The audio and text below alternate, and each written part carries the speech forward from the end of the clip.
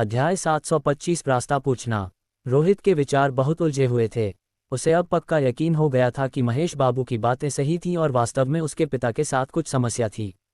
हालांकि इन समस्याओं को जानना उसे और भी अधिक बेचैन कर रहा था, क्योंकि रोहित के हाथ में मौजूद बॉडी बैग में उसके रहस्यमयी पिता का शव हो सकता था। एक व्यक्ति जो एक दशक से अधिक समय से मृत था, उसका शरीर अक्षुण्ण था, बस टुकड़े टुकड़े किया हुआ। सबसे समझ से परे बात यह थी कि जब शरीर को काटा और सील किया गया था तो उसके पिता स्पष्ट रूप से जीवित रहे होंगे। अपने ही शरीर के टुकड़े करना, वह चाहे कितना भी सोच ले, यह असंभव लग रहा था। इस अजीब धारणा को मन में लिए हुए रोहित ने पहले गांव लौटने का फैसला किया। अगर आज कुछ अप्रत्याशित नहीं हुआ तो उसने योजना बनाई कि वह इस वस्तु को संभालने के लिए जयपुर ले जाएगा, क्योंकि वह नहीं चाहता था कि ये चीजें गांव की शांति भंग करें। मंदिर से निकलने के बाद वह गांव के बगल वाली सड़क पर पहुंचा और राजमार्ग से वापस गांव की ओर जाने का इरादा किया। रास्ते में रोहित गहरे विचारों में खोया हुआ चल रहा था। वह कुछ हद तक विचलित था, जब तक कि उसके पीछे से एक कार गुजरी और उसके बगल में अपना हॉर्न बजाने के लिए धीमी हुई। तब तक वह चौंका नहीं था। गांव वाले भाई, क्या मैं आपसे कुछ पूछ सकता हूं? एक जीप की खिड़की नीचे हुई और चालक, 30 के दशक का एक व्यक्ति जिसने डाउन जैकेट पहनी थी, उसे पुकारा। कार के अंदर 3 अन्य लोग थे, पुरुष और महिलाएं दोनों, जिनके चेहरे पहचानना मुश्किल था। रोहित ने भौहें सिकुड़ी और उस आदमी को देखा। क्या बात है? कुछ खास नहीं, बस पूछना था कि क्या मैशन गांव आगे है। चालक ने गर्मजोशी से मुस्कुराते हुए एक सिगरेट की पेशकश की। रोहित ने उसे नहीं लिया, लेकिन इसके बजाय पूछा, क्या आप शहर से बाहर के हैं? ये सही है, हम शहर से बाहर के हैं। हम यहाँ किसी को ढूंढ रहे हैं, चालक ने कहा। किसी को ढूंढ रहे हैं? मैं मैशन गांव का निवासी हूँ। आप किसके रिश्तेदार हैं और आप किसे ढूंढ रहे हैं? मैं शायद आपकी मदद कर सकूं, रोहित ने जीप के अंदर संक्षिप्त नज़र डालते हुए कहा। उसने देखा कि अंदर के लोग उसे घूर रहे थे। ऐसा लग रहा था कि वे उसका आकलन कर रहे हैं, जैसे उसे चेतावनी दे रहे हों। उनकी निगाहें अजीब थीं, साधारण लोगों जैसी नहीं। चालक का चेहरा थोड़ा सख्त हो गया, फिर उसने मुस्कुराहट के साथ कहा, नहीं नहीं, वास्तव में हम किसी व्यक्ति को नहीं बल्कि एक जगह को ढूंढ रहे हैं। चूंकि आप मैशन गांव से हैं तो यह और भी बेहतर है। क्या आप इस जगह को पहचानते हैं? बोलते हुए उसने एक तस्वीर निकाली। तस्वीर काली और सफ़ेद थी, थोड़ी पुरानी लेकिन अच्छी तरह से संरक्षित थी। इसमें एक धुंधली पृष्ठभूमि के नीचे एक जंगल दिखाया गया था, जिसके बीच में एक छोटा लकड़ी का केबिन था। पास का इलाका काला और डरावना था, भूतिया सायों के साथ, और इसका दमनकारी काला स्वर देखने में बिल्कुल भी आरामदायक नहीं था। रोहित थोड़ा चौंक गया। तस्वीर का दृश्य स्पष्ट रूप से वही जंगल था जहां वह पहले गया था, और केबिन वही था जिसे उसके पिता ने बनाया था। अब वह लगभग पूरी तरह से सड़ चुका था, जबकि तस्वीर एक दशक से भी पहले ली गई होगी, जब जंगल में सब कुछ काफी अच्छी तरह से संरक्षित था। केवल इस आदमी के पास ये तस्वीर क्यों थी, और इसके अलावा इस जगह को क्यों ढूंढ रहा था? क्या आप इस जगह को जानते हैं? चालक ने पूछना जारी रखा। अगर आप मुझे वहां ले जा सकें तो मैं आपको इनाम के रूप में 1000 युआन दूंगा। उसने रोहित को एक साधारण राहगीर समझा। तुम्हें उस जगह से क्या चाहिए? ये सिर्फ एक जंगल है, वहां बहुत कम लोग जाते हैं, रोहित ने पूछा। चालक हंसा। एक व्यक्तिगत कारण है, बताना सुविधाजनक नहीं है। लेकिन रोहित की संदेहास्पद नज़र देखकर वह हंसा और बोला, वास्तव में यह कोई गुप्त बात नहीं है, बस यह है कि मेरा एक रिश्तेदार इन जंगलों में दफन था और अब मैं उन्हें वापस लाना चाहता हूँ। हालांकि रोहित की प्रतिक्रिया देखकर चालक को पता चल गया कि उसका विश्वास नहीं किया गया था। लेकिन चाहे उसने विश्वास किया हो या नहीं, उसे खुद पर विश्वास था। तो क्या कहते हो नौजवान, क्या तुम रास्ता दिखा सकते हो? रोहित ने तस्वीर उसे वापस दे दी और फिर कहा, वहां मत जाओ, वहां कोई कब्र नहीं बची है, इसे बहुत पहले ही समतल कर दिया गया था। अब केवल एक जंगल बचा है। आप लोगों को ये जगह छोड़ देनी चाहिए। नया साल करीब आ रहा है और गांव आप जैसे अजनबियों का बहुत स्वागत नहीं करता है। हम ज्यादा देर नहीं रुकेंगे, बस कुछ काम निपटाकर चले जाएंगे। क्या आप बस हमें सही दिशा दिखा सकते हैं? ठीक है, चालक ने आगे कहा, फिर तुरंत 1000 युआन निकाले। रोहित की निगाह थोड़ी बदली। पैसे वास्तव में पुरानी मुद्रा थे। पुरानी मुद्रा कुछ वर्षों से चलन से बाहर थी और अब बाजार में लोकप्रिय नहीं थी। वर्तमान में इसे केवल संग्रहित किया जाता था और आधिकारिक तौर पर उपयोग नहीं किया जाता था। फिर भी इस आदमी के हाथ में पैसे बिल्कुल नए थे, मानो उसने उन्हें अभी बैंक से निकाला हो। यह नकली नहीं होना चाहिए। रोहित अपने मन में इसका कुछ हद तक निर्णय ले सकता था, क्योंकि कोई कितना भी मूर्ख क्यों ना हो, नकली पुराने 1000 युआन के नोट से लोगों को धोखा देना असंभव होगा।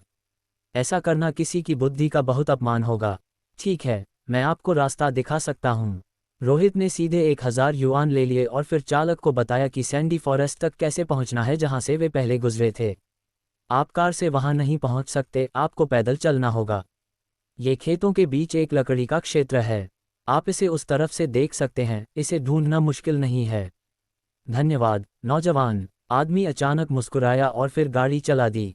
रोहित ने भौहें सिकोड़ी। हालांकि वह नहीं जानता था कि ये लोग क्या करने की योजना बना रहे थे। उनका समूह थोड़ा अजीब था और जिस जगह वे जा रहे थे वह भी। लेकिन फिर भी उसने उन्हें दिशा निर्देश दिए, क्योंकि उस जगह को ढूंढना मुश्किल नहीं था। अगर वह उन्हें नहीं बताता तो कोई और बता देता। देर सबेर वे इसे वैसे भी ढूंढ ही लेते। अपने हाथ में नोटों की गड्डी को देखते हुए रोहित ने उसे रगड़ा और फिर लापरवाही से उसे एक बॉडी बैग में ठूंस दिया। उसके बाद वाहन का पीछा किया। उसी क्षण जीप पर जो दूर चली गई थी, चालक की मुस्कान फीकी पड़ गई और उसकी अभिव्यक्ति भयावह और ठंडी हो गई, जो उसके पहले के सुखद व्यवहार के विपरीत थी, कुछ हद तक चेहरा बदलने के समान। नहीं, ये वह अभिव्यक्ति थी जो वास्तव में उसके पास होनी चाहिए थी। तुम अभी उस आदमी के प्रति इतने विनम्र क्यों थे? कुछ धमकियां और वह सब कुछ उगल देता। ये देखते हुए कि वह कितना अहंकारी था, कोई सोच सकता है कि वह इस जगह का मालिक है। जीप में एक महिला की आवाज़ ने ठंडे स्वर में फुसफुसाया। उसे लगा कि उन्होंने बहुत समय बर्बाद कर दिया है। ये बहुत खतरनाक है, चालक ने अचानक कहा। ली यू, क्या बहुत खतरनाक है?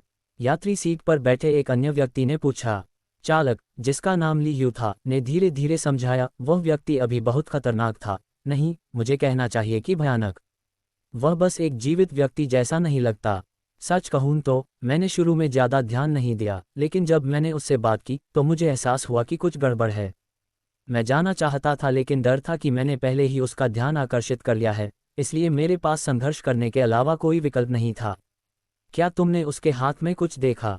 एक सामान का बैग? यात्री ने पूछा। लियू ने ठंडी अभिव्यक्ति के साथ जवाब दिया। नहीं, यह एक बॉडी बैग है। इसमें शायद एक लाश है। मुझे मृत शरीर की बदबू भी आ रही थी। दिन के उजाले में एक लाश ले जाना, बिना किसी भाव के सड़क पर चलना, बिना किसी आश्चर्य के लोगों का अभिवादन करना और बिना किसी भावना के, ये सोचना बहुत ही घबराहट पैदा करने वाला है। साथ ही जब मैंने उसे पैसे दिए तो यह एक परीक्षण था। उस आदमी के हाथ भयानक रूप से ठंडे थे, जो पूरी तरह से गर्मी से रहित थे। उसके कपड़े भी अजीब थे, इस मौसम में लंबी आस्तीन और जैकेट पहने हुए। क्या वह एक भूत फुसफुसाने वाला हो सकता है? यात्री सीट पर बैठे व्यक्ति ने बुदबुदाया। सबसे अधिक संभावना है। वर्तमान में जयपुर का प्रभारी कौन है? पीछे की सीट पर बैठी एक महिला ने पूछा। जाहिर तौर पर रोहित नाम का कोई व्यक्ति, लेकिन मैं उसके बारे में ज़्यादा नहीं जानता। हमें घेरे की वर्तमान परिस्थितियों की समझ की कमी है। हम उन लोगों के समान रास्ते पर नहीं हैं। चालक ली यू ने कहा। चलो, इसके बारे में चिंता न करें। चलो पहले अपने गंतव्य पर पहुँचें। हाथ में काम ही मायने रखता है। वह व्यक्ति, हालांकि भयानक है, हमारे लिए कोई खतरा नहीं होना चाहिए। अब सब कुछ अराजकता में है और असाधारण घटनाओं को छिपाना जल्द ही असंभव हो जाएगा। इंसानों और भूतों के आपस में जुड़ने से सभी प्रकार के विचलन उभर सकते हैं। हमें अगली बार ऐसे लोगों से बचना चाहिए। जैसे जैसे वे बात कर रहे थे, समूह रोहित के निर्देशों के अनुसार गांव के बाहर जंगल में पहुंच गया। समूह जल्दी से कार से बाहर निकला, अपना सामान लिया और बिना किसी चिंता के वे सीधे खेतों के पार जंगल की ओर चल पड़े।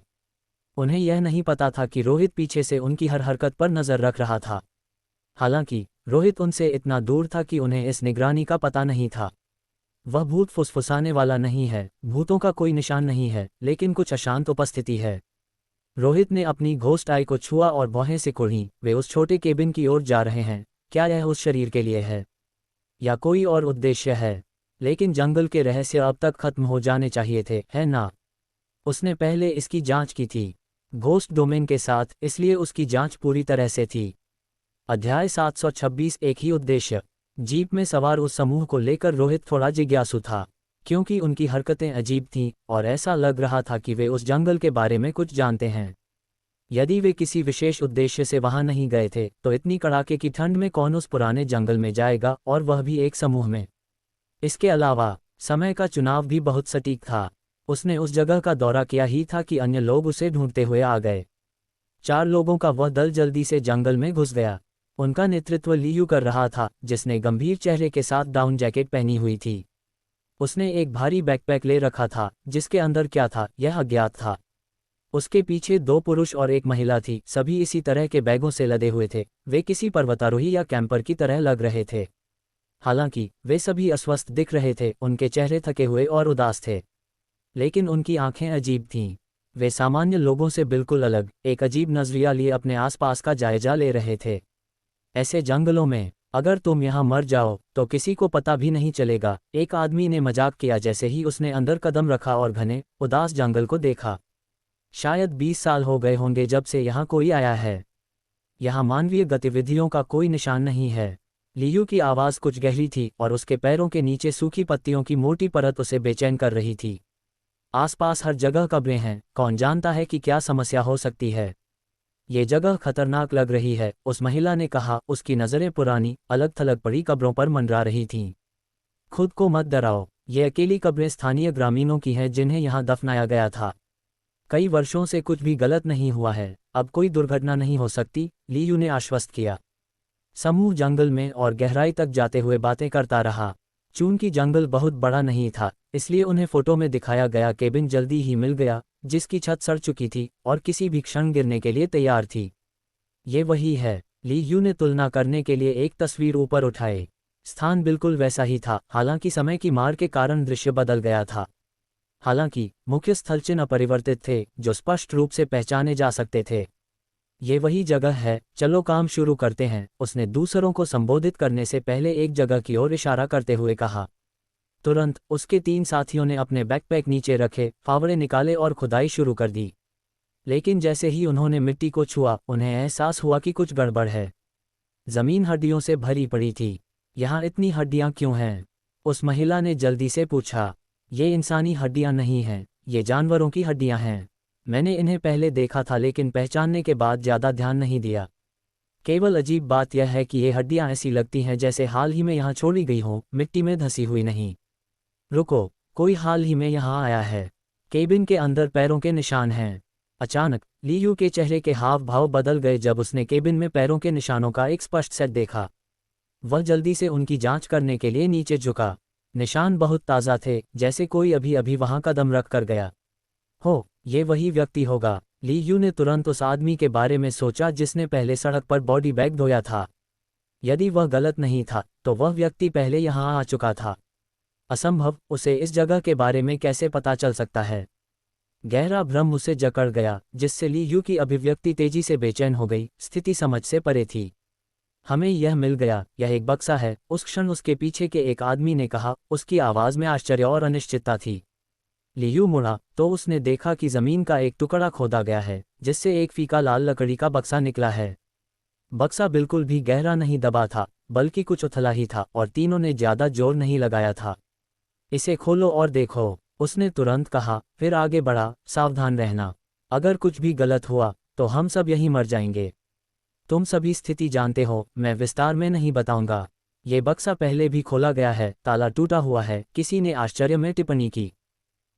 लियू ने तुरंत देखा, वाकई बक्सा खोला जा चुका था।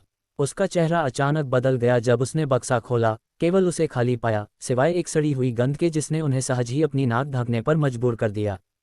दूसरे लोग उसके चारों ओर जमा हो गए, उनके चेहरे भी उतने ही परेशान हो गए। लाश कहाँ है? यहाँ एक शरीर होना चाहिए, इसके बिना अब हम क्या करेंगे?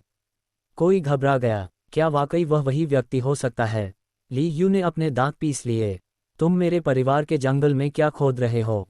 अगर तुम पूर्वजों की कब्र को स्थानांतरित कर रहे हो तो यह इस तरफ नहीं है। अचानक आवाज़ गूंजी।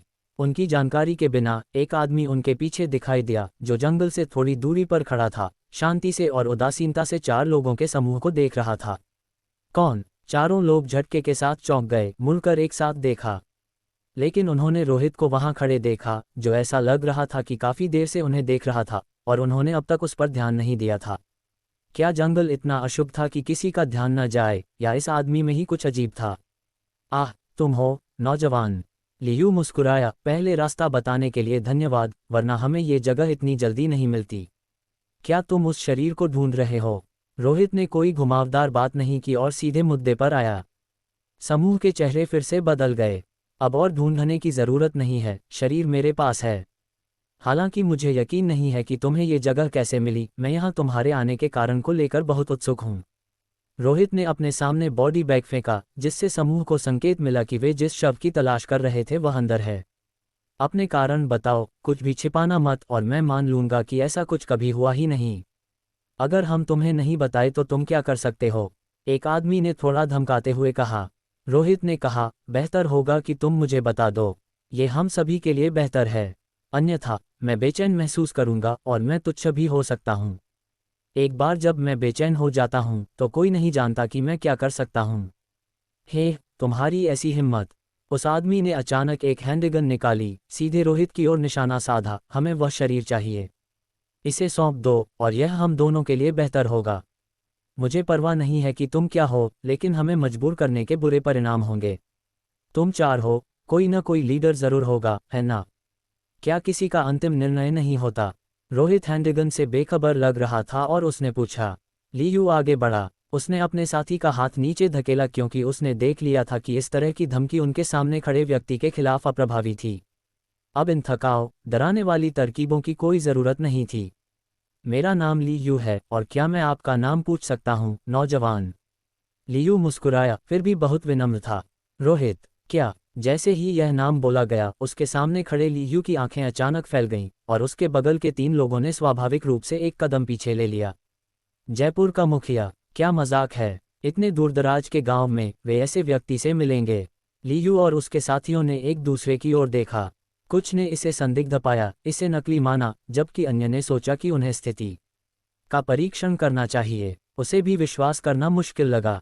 शायद इस व्यक्ति ने अभी अभी नाम सुना था और उन्हें डराने की कोशिश कर रहा था। बेशक, ये भी संभावना थी कि यह सच हो। रोहित के चेहरे पर शांति थी। उसे लगा कि वह इन लोगों से लाशों की उत्पत्ति का पता लगा सकता है, जिससे उसे अतीत के रहस्यों को समझने में मदद मिलेगी। क्या तुम मुझे जानते हो? वह उनके चेहरों में असामान्य बात देख सकता था, खासकर उसका नाम सुनने के बाद। लेकिन रोहित हैरान नहीं था। वह अलौकिक दायरे में बहुत प्रसिद्ध था, भले ही लोगों ने उसे देखा न हो, लेकिन उन्होंने उसके बारे में सुना तो जरूर होगा। ये लोग संदूक वाली लाश के पीछे थे, इसलिए वे शायद अलौकिक दायरे से ही थे, लेकिन संभवतः मुख्यालय से नहीं, शायद नागरिक थे। अरे, मैंने जयपुर के मुखिया रोहित के बारे में सुना है, लेकिन मैं कभी उनसे नहीं मिला। वह और मैं अलग अलग दुनिया से हैं, हमें एक दूसरे के साथ शामिल नहीं होना चाहिए। लियू ने एक मुस्कान जबरदस्ती दी, बस उम्मीद नहीं थी कि यह व्यक्तिगत रूप से रोहित से मुलाकात होगी। मुझे लगा कि आप सिर्फ उस रोहित के साथ नाम साझा करते हैं। अच्छा है कि तुम जानते हो, इससे मेरी बहुत परेशानी बच गई। तुम यहाँ इस शरीर के बारे में जानते हो? मुझे बताओ, तुम्हें खबर कहाँ से मिली? ये चीज़ 1 दशक से अधिक समय से यहाँ दफन थी और अभी अभी मेरे द्वारा खो दी गई है। अगर मैं थोड़ा और धीमा होता तो शायद तुम लोग पहले ही शरीर ले गए होते। रोहित ने उस क्षण कुछ राहत महसूस की। सौभाग्य से वह दुष्स्वप्न से काफी जल्दी जाग गया था और उसने जल्दी कार्रवाई की, अन्यथा शरीर अक्षुण्ण नहीं होता। एक पत्र, बस इतना ही हम जानते हैं। बोलने से पहले लियू थोड़ी देर रुका। एक पत्र? वह कहाँ है? रोहित ने पूछा। लियू ने अपने कपड़ों से एक पीला लिफाफा निकाला। लिफाफा काफी नया था, बस शैली कुछ पुराने जमाने की थी। मुझे इसे देखने दो, रोहित ने तुरंत कहा, उस पत्र से बेचैनी महसूस करते हुए। यह एक अलौकिक वस्तु की तरह लग रहा था।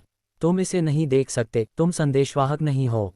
तुम्हें इसे नहीं देखना चाहिए, ये तुम्हारे लिए अच्छा नहीं है, लियू ने कहा। अध्याय 727 अजीब चीजें।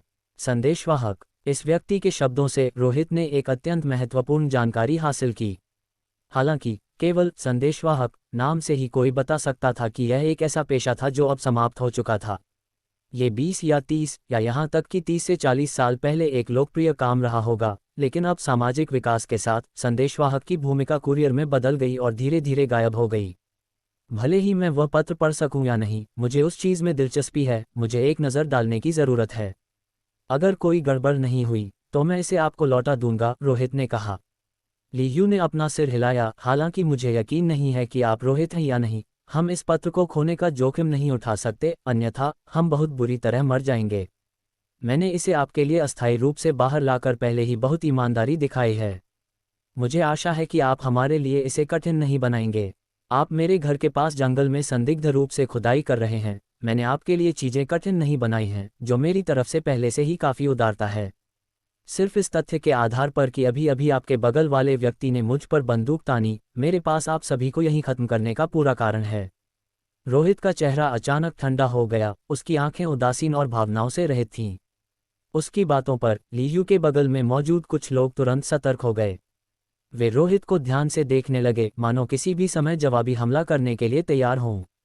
रोहित ने उन पर नजर डाली। तुम लोग घोस्ट टैमर भूतों को वश में करने वाले भी नहीं हो, तुम मुझसे सामान्य हमले का भी सामना नहीं कर पाओगे। घबराकर कोई फायदा नहीं है। बेहतर होगा कि तुम अपना रवैया बदलो और सोचो कि मुझे कार्रवाई करने से कैसे रोका जाए, बजाय इसके कि मूर्खतापूर्ण तरीके से मुझे उकसाओ। क्या यह आदमी वास्तव में रोहित है? लियू की आंखें थोड़ी फड़फड़ाईं और उसके दिल में यह विश्वास पक्का होने लगा कि यह आदमी वास्तव में जयपुर का प्रभारी व्यक्ति रोहित हो सकता है। समय का मेल भी ठीक लग रहा था।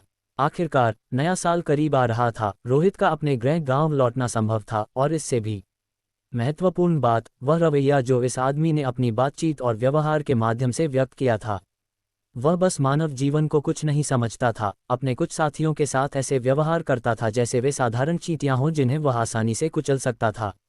जीवन के प्रति उदासीनता नहीं, इसे भावनाओं से रहित कहा जाना चाहिए। ये घोस्ट टैमर्स की एक विशेषता थी।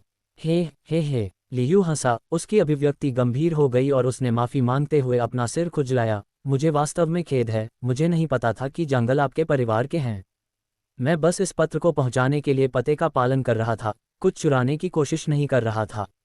जैसे ही यह मामला पूरा हो जाएगा, हम यहाँ सब कुछ वैसा ही कर देंगे जैसा वह था, फिर चुपचाप चले जाएंगे।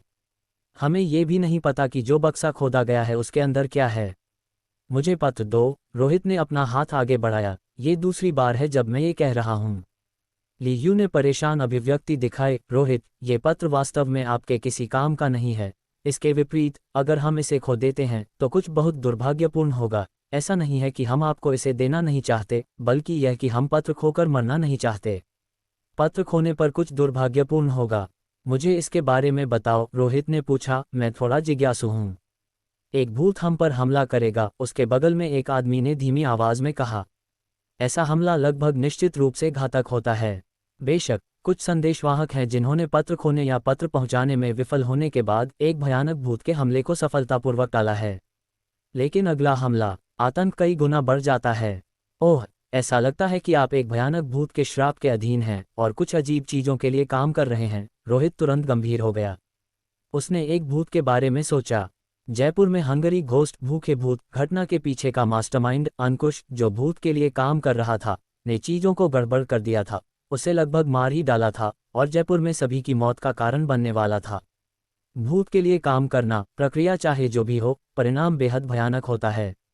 इस विचार के साथ रोहित ने तुरंत मारने का इरादा कर लिया, बजाय इसके कि वह इन लोगों को डराने की कोशिश करे जैसा उसने पहले किया था। आप ऐसा कह सकते हैं। हमें ठीक नहीं पता कि हम किस चीज़ के लिए काम कर रहे हैं। हम केवल इतना जानते हैं कि जब पत्र आता है तो हमें उसे पहुंचाना होता है। जिन जगहों पर हम पहुंचाते हैं वे बहुत अजीब और खतरनाक हैं, जहां मृत्यु दर अधिक है। लेकिन नए लोगों के जुड़ने की भी कोई कमी नहीं है। मुझे डर है कि आप नहीं जानते कि 2 महीने पहले मैं भी एक बिल्कुल अनजान नवागंतुक था, लियू ने कहा, और इस मामले के बारे में बात करते समय उसका मूड बेहतर नहीं हुआ। इस क्षण रोहित पहले से ही करीब बढ़ रहा था। मुझे परवाह नहीं है कि आप श्रापित हैं और मजबूर किए जा रहे हैं, या यदि आपके कार्यों का कोई अन्य सम्मोहक कारण है, तो मुझे पता है कि आप किसी भूतिया चीज द्वारा नियंत्रित किए जा रहे हैं और आप जो कर रहे हैं उससे बाहर अकल्पनीय खतरा पैदा होने की संभावना है। तुम क्या करना चाहते हो? जिस आदमी ने पहले बंदूक ले रखी थी उसने अचानक चेतावनी दी। मैं कुछ नहीं करना चाहता, बस पत्र पर एक नज़र डालना चाहता हूँ, और वैसे तुम सभी का वध करना चाहता हूँ ताकि तुम भविष्य की आपदा न बनो। मैं पहले भी आप जैसे कुछ लोगों से मिल चुका हूँ। जीवित रहने के लिए तुम लोग कुछ भी करने की हिम्मत करते हो, कुछ हद तक मुझसे भी ज्यादा पागल, रोहित ने ठंडक से कहा जैसे ही उसने धीरे धीरे अपना बायां दस्ताना उतारा। एक काला, बर्फीला, सख्त हाथ दिखाई दिया। क्या मजाक है? किसने कहा कि हमें बस ऐसे ही खत्म कर दोगे? मैंने आपको बहुत देर तक बर्दाश्त किया है, बहुत अहंकारी मत बनो। कौन जानता है कि क्या आप वास्तव में रोहित हैं? भले ही आप हैं, हम अपनी तरह के लोगों के खिलाफ लड़ने के साधनों के बिना पूरी तरह से नहीं हैं, और हताशा में हम अभी भी आपको काट सकते हैं। दुबले पतले आदमी ने अपने हाथ में बंदूक उठाई, फिर से अपने दांत पीसते हुए। उसकी अभिव्यक्ति दुष्ट थी क्योंकि उसने इसे रोहित की ओर निशाना बनाया। तुम बहुत ज्यादा बोलते हो, इसलिए मैं तुम्हें पहले खत्म कर दूंगा, रोहित ने भावहीन होकर कहा, जैसे कि वह सीधे उस आदमी की ओर चला। उसने अपनी ओर लक्षित बंदूक की धमकी को पूरी तरह से नजरअंदाज कर दिया। अब उसके लिए ऐसी चीज पहले से ही बेकार थी। ये बुरा है। ली यू का चेहरा एक पल में नाटकीय रूप से बदल गया। उसने कभी उम्मीद नहीं की थी कि रोहित इतना निर्णायक होगा, बिना किसी चर्चा या बातचीत के गुंजाइश छोड़े अपने लोगों को मारने के लिए आगे आएगा। इतना हावी कि दम घुटने लगे। लेकिन उसके पास बात करने की कोशिश करने का भी समय नहीं था। टकराव शुरू हो गया। धड़ाक, भारी दबाव में एक गोली चली। हथियार लिए हुए आदमी ने अपने दांत पीसे और पहला कदम उठाया। उसने रोहित के पहला कदम उठाने पर जुआ खेलने की हिम्मत नहीं की, क्योंकि अगर रोहित वास्तव में जयपुर का नेता था तो जिस क्षण उसने कार्रवाई की वह निश्चित रूप से बुरी तरह मर जाता। आश्चर्यजनक रूप से इस शॉट का रोहित पर बिल्कुल भी असर नहीं होना चाहिए था, लेकिन उसके सीने पर अजीब तरह से एक ताज़ा घाव था। त्वचा और मांस अलग हो गए। घाव के भीतर हड्डी के एक टुकड़े की तरह एक भयावह पीला हिस्सा दिखाई दिया। बंदूक ने गोलियां नहीं चलाईं, बल्कि मानव हड्डी का एक खंड, अधिक सटीक रूप से उंगली की हड्डी का एक छोटा टुकड़ा। हालांकि आग्नेयास्त्र की शक्ति महत्वपूर्ण नहीं थी, लेकिन इस तथ्य ने कि उसने उंगली की हड्डी चलाई, जो स्पष्ट रूप से एक प्रकार की अलौकिक शक्ति ले जा रही थी, उसे क्षण भर के लिए घातक आत्माओं को पीछे हटाने की अनुमति दी। यह कोई अलौकिक वस्तु नहीं थी, बल्कि एक सरल संशोधन तकनीक थी। किसी तरह अजीब वस्तुओं का उपयोग करके उन्हें हथियारों में बदलना। ये कच्चा था, लेकिन यह वास्तव में प्रभावी था। क्या यह अलौकिक ताकतों का मुकाबला करने का तुम्हारा साधन है? एक मृत व्यक्ति की हड्डी का बस एक छोटा सा टुकड़ा, रोहित ने कहा, अभी भी भावहीन। जैसे ही उसने उंगली की हड्डी का टुकड़ा बाहर निकाला और बलपूर्वक उसे कुचल दिया, हड्डी बिखर गई। बची हुई अलौकिक शक्ति उसका मुकाबला करने के लिए पर्याप्त नहीं थी। इसके अलावा रोहित के सीने पर घाव तेजी से भर रहा था। एक ठंडी, अंधेरी परछाई क्षतिग्रस्त क्षेत्र को सिल रही थी, मानो उसकी पसलियों के नीचे एक भयावह आत्मा छिपी हो, जो उसके लिए उसके घाव को ठीक कर रही हो। क्या ये दृश्य लोगों के समूह को अत्यधिक चौंकाने वाला लगा? उनकी आंखें फैल गईं, उन्हें एक अकथनीय भय महसूस हुआ। वह शॉट जो क्षण भर के लिए घातक आत्माओं को पीछे हटा सकता था, रोहित के लिए कोई बाधा नहीं डालता दिखा। हालांकि एक घाव दिखाई दिया, हर कोई देख सकता था कि यह महत्वहीन था। जिस व्यक्ति ने गोली चलाई थी वह भी क्षण भर के लिए स्तब्ध रह गया। उसे संदेह भी हुआ कि क्या उसने वास्तव में रोहित को मारा है, लेकिन उसके संक्षिप्त संकोच ने हमले की पहल करने के परिणामों को पहले ही शुरू कर दिया था। उसके कंधे पर एक बर्फीला, काला हाथ दिखाई दिया, मानो कोई पीछे से उसे थपथपाने के लिए बाहर निकला हो। उसका शरीर कांप गया और उसने स्वाभाविक रूप से अपना सिर घुमाया। केवल गर्दन टूटने की आवाज़ गूंजती हुई सुनाई दी। बंदूकधारी की आंखें व्यापक रूप से खुली रह गईं, क्योंकि वह मौके पर ही मर गया। थोड़ी सी चाल, लेकिन इसका कोई ज़्यादा उपयोग नहीं है। एक असली भूत के खिलाफ तुम अभी भी बिना किसी लड़ाई के मर जाओगे। तुम जिस श्राप के अधीन हो, उसने अंततः तुम्हारी सुरक्षा नहीं की है। लगता है कि यह संदेशवाहक की भूमिका इतनी अच्छी नहीं है, रोहित ने ठंडक से कहा। एक को मारना सिर्फ एक परीक्षण था, ये देखने के लिए कि क्या उनके पास कोई अन्य तरकीब है जिसका उन्होंने उपयोग नहीं किया था, लेकिन ऐसा लग रहा था कि कोई नहीं था। इस आदमी के पास एकमात्र चीज़ जो उसकी जान बचा सकती थी, वह पुराने जमाने की पिस्तौल थी। वह बंदूक जो उंगली की हड्डियों को गोलियों के रूप में इस्तेमाल कर सकती थी। हालांकि ऐसा लगता था कि गोलियों की संख्या पर्याप्त नहीं थी। ऐसी विशेष, अजीब चीज़ें निश्चित रूप से बड़े पैमाने पर उत्पादित नहीं की जा सकती थीं, वे केवल छोटे पैमाने पर एक या दो टुकड़े बना सकते थे। अध्याय 728 शापित पत्र। एक व्यक्ति बिना किसी प्रतिरोध के मर गया। पूरी प्रक्रिया तेज और संक्षिप्त थी, खूनी नहीं, हिंसक भी नहीं, बस थोड़ी अजीब थी। लेकिन ली यू और शेष दो लोगों के लिए जो वास्तव में चिंता का विषय था, वह ये विवरण नहीं थे, बल्कि यह तथ्य था कि रोहित ने वास्तव में एक गोली का सामना किया था और फिर अपने ही साथी को मौके पर ही रोक दिया था। दिखाई गई ताकत का प्रकार विशेष रूप से डरावना था। ये ज्ञात था कि एक वास्तविक शातिर भूत का सामना करते समय भी ऐसा हताशा महसूस नहीं होती। क्या जयपुर का प्रभारी व्यक्ति अब शातिर भूतों को नियंत्रित करने के इस स्तर तक पहुंच गया था? ऐसा लग रहा था कि बाहरी दुनिया बहुत तेजी से बदल गई थी और वे तालमेल बिठाने के लिए संघर्ष कर रहे थे। लियू के माथे पर ठंडे पसीने की बूंदें आ गईं, क्योंकि उसे लगा कि स्थिति नियंत्रण से बाहर हो रही है। उसने हमेशा सोचा था कि इस पत्र वितरण का सबसे चिंताजनक हिस्सा बक्से में छिपा भूत होगा, लेकिन वह हानिरहित निकला। वास्तविक खतरा एक अकेले व्यक्ति से आ रहा था। अगर आपके पास अपनी आस्तीन में और कोई तरकीब है तो उन्हें अभी उपयोग करें, वरना आपको मौका नहीं मिलेगा, रोहित ने एक कठोर और बर्फीली आवाज में कहा। फिर भी वह अविश्वसनीय रूप से अहंकारी लग रहा था। उसे जरा भी चिंता नहीं थी कि यह समूह किसी तरह की आखिरी कोशिश करेगा और बदले में उसे मार देगा। उसने कई बार क्लास एस अलौकिक घटनाओं का सामना किया था और कुछ से अधिक शातिर भूतों को कैद किया था। उसका आत्मविश्वास अनुभव से बड़ा था और यह मूर्खतापूर्ण अहंकार नहीं था। इसके अलावा उसे कुछ जानकारी, कुछ डेटा इकट्ठा करने की जरूरत थी। बस एक नज़र के साथ विचित्र और स्पष्ट रूप से लाल घोस्ट आई भूतिया आंख ने शेष 3 व्यक्तियों पर जासूसी की, मानो उनके जवाबी हमले का इंतजार कर रही हो। लेकिन ली यू और शेष पुरुष और महिला कोई भी कार्रवाई करने की हिम्मत नहीं जुटा पाए। उन्हें लगा कि उनके सामने खड़ा रोहित शातिर भूतों के सामान्य स्तर से पहले ही आगे निकल चुका है। यदि वे वास्तव में लड़ाई शुरू करते तो यह निश्चित रूप से मौत की सज़ा होती। चूंकि आपका कार्रवाई करने का कोई इरादा नहीं है, तो मैं भी कोई दया नहीं दिखाऊंगा। अस्पष्ट चीज़ों की सेवा करते हुए मैं बस आपको जाने नहीं दे सकता। ये व्यक्तिगत रंजिशों के बारे में नहीं बल्कि एक प्रभारी व्यक्ति के रूप में मेरी जिम्मेदारी है।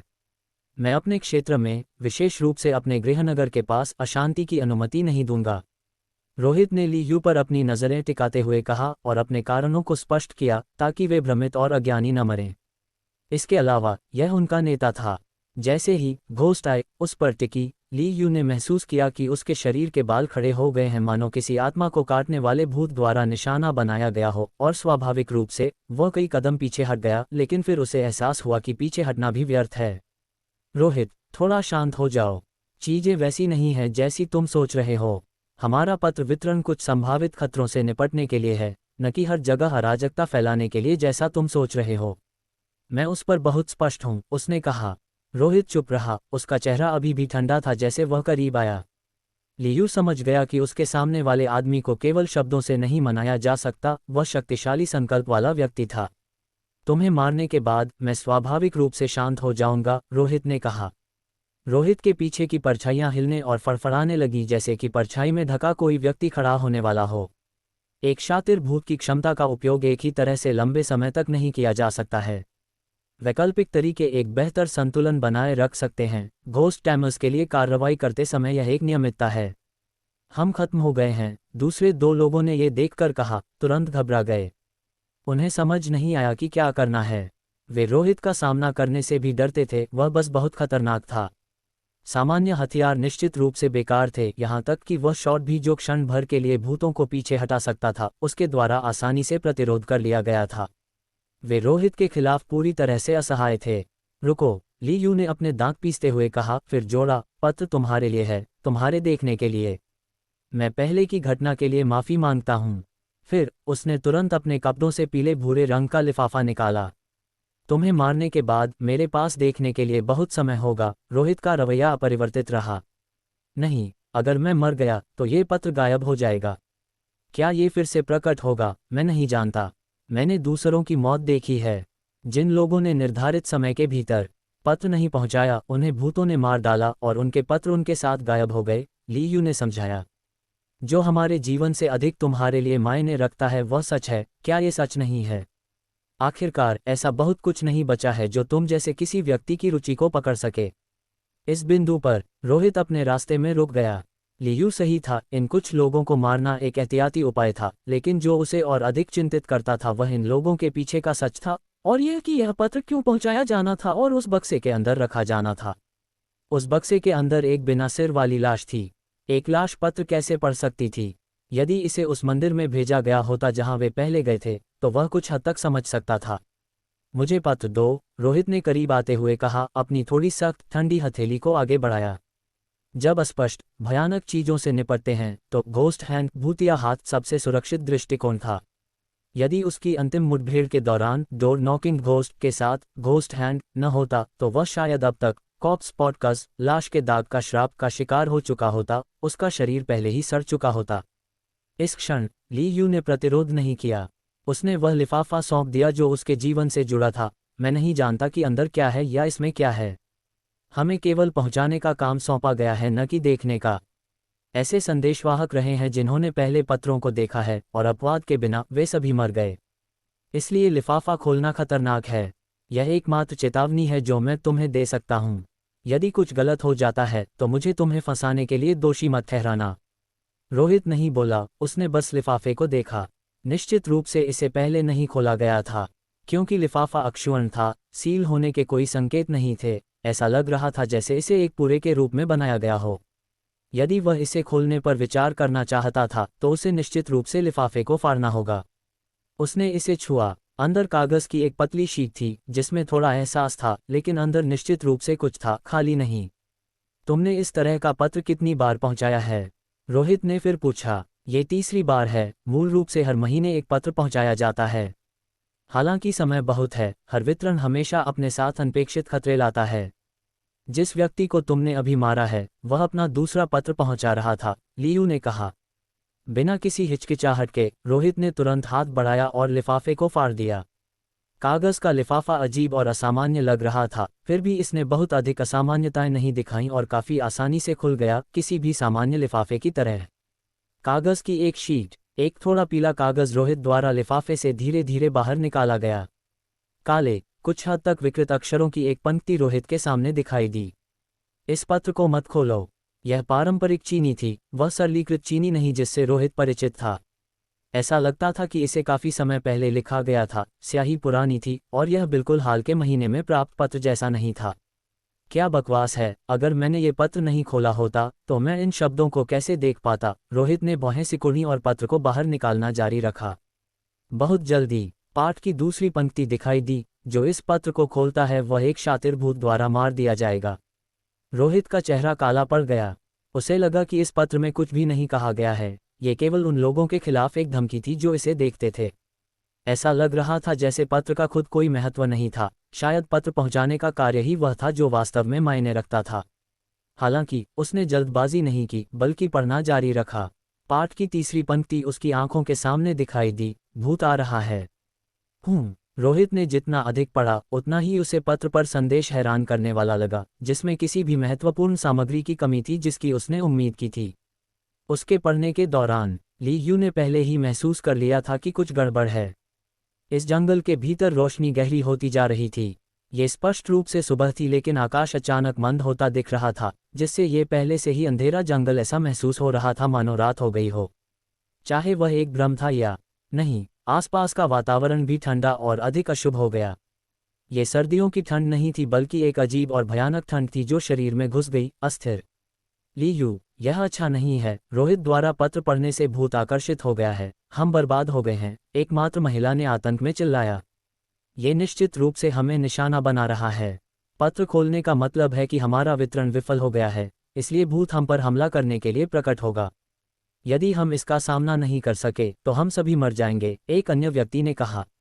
मैं तुमसे ज्यादा जानता हूं, लेकिन अगर हमने रोहित को पत्र पढ़ने नहीं दिया होता तो हम और भी तेजी से मर जाते, ली यू ने चिंता के स्पर्श के साथ कहा। जल्दी से तैयार हो जाओ, कुछ और चर्चा करने से पहले जीवित रहने पर ध्यान केंद्रित करें। तुरंत उन्होंने आसन खतरों के लिए उन्मत्त होकर तैयारी शुरू कर दी। एक अन्य व्यक्ति ने उनके साथी की लाश के बगल में एक पुरानी हैंडगन उठाई, जबकि महिला ने अपनी जेब से कागज का एक पुराना फटा हुआ टुकड़ा निकाला। नहीं, इसे फटा हुआ कागज नहीं कहा जाना चाहिए, बल्कि कागज के पैसे के एक टुकड़े की तरह, हालांकि विशिष्ट चौकोर प्रकार का नहीं, बल्कि गोल। लियू भी लापरवाह नहीं रह सकता था, उसने अपने बैकपैक से एक बॉक्स बाहर निकाला। यह एक कलश था। खोलने पर अंदर राख का आधा बॉक्स था, जहां तक कि राख बनाने के लिए किन हड्डियों को जलाया गया था कोई नहीं जानता था। लियू ने राख की एक मुट्ठी ली, दर्दनाक अभिव्यक्ति के साथ अपने दांत पीसे और उन्हें जमीन पर बिखेर दिया। फिर वह राख के ऊपर छिड़के गए क्षेत्र पर खड़ा हो गया, गतिहीन, चुपचाप आने वाले खतरों के आने का इंतजार कर रहा था। जंगल में रोशनी और भी गहरी हो गई। अब वे केवल एक दूसरे की धुंधली रूपरेखा देख सकते थे और कोई भी चेहरा नहीं पहचान सकते थे। यदि रोहित यहाँ अवरुद्ध नहीं कर रहा होता तो तीनों के एक साथ इकट्ठा होने पर जीवित रहने की संभावना थोड़ी अधिक होती। उसके चारों ओर परिवर्तनों के बीच रोहित की अभी भी कोई प्रतिक्रिया नहीं थी, हाथ में लिफाफा पकड़े हुए मानो मंत्रमुग्ध हो, अभी भी उसका निरीक्षण कर रहा था। ये स्थिति बहुत अजीब थी, क्योंकि रोहित को खुद मन की किसी अनुपस्थिति का अनुभव नहीं हुआ, वह बस लिफाफे में पत्र का बहुत सामान्य रूप से निरीक्षण कर रहा था। केवल कुछ सेकंड बीत चुके थे, लेकिन ली यू और दूसरों के लिए कई मिनट पहले ही बीत चुके थे। रोहित ने अब लिफाफे से पत्र को पूरी तरह से बाहर निकाला और उस क्षण पाठ की चौथी पंक्ति और अंतिम पंक्ति उसकी आंखों के सामने दिखाई दी। भूत तुम्हारे बगल में है। जब उसने ये पंक्ति देखी तो रोहित की नज़र तुरंत तेज हो गई, अपने परिवेश के प्रति सतर्क हो गई। तभी उसे एहसास हुआ कि जंगल, जो थोड़ा उज्ज्वल था, उसकी सूचना के बिना पूरी तरह से मंद हो गया था। और सबसे परेशान करने वाली बात यह थी कि हालांकि वह लगातार अपने परिवेश के प्रति सतर्क था और लियू और दूसरों से सावधान था, ऐसा अचानक बदलाव कैसे हो गया, मानो मन की अनुपस्थिति के क्षण में।